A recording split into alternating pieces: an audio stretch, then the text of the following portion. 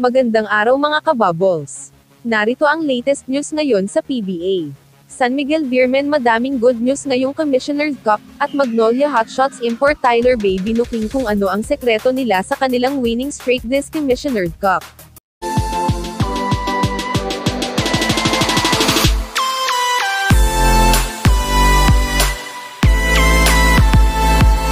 Matatanda ang pinalitan bilang head coach ng San Miguel si Coach Leo Austria last PBA season. Pero siya naman ay ginawa pa din nilang consultant upang magstay siya sa team. Ngunit hindi nga siya sumasama sa team o nagpapakita man lang sa mga practice ng SMB.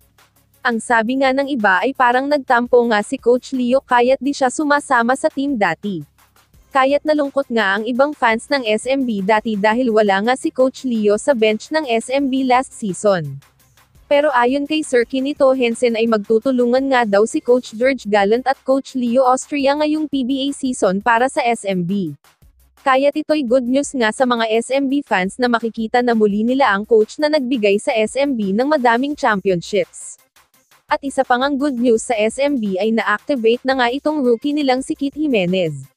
Matatanda ang di pa nga siya dapat makakapaglaro sa SMB dahil sa kanyang napirmahang kontrata sa MPBL na kasama siya sa lineup ng Gensan Warriors para sa playoff run nila. Pero sila nga ay nilaglag ng Batangas City Embassy sa playoffs last Wednesday. Kaya't si Kit nga ay nirelease na nila ang kanyang kontrata at may go signal na upang maglaro para sa SMB.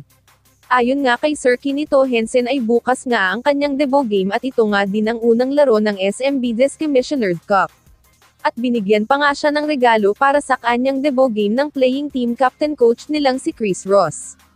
Sa tingin nyo mga kabubbles magiging X-Factor kaya si TRX para sa SMB this Commissioner's Cup? Lagay nyo na po yan sa baba.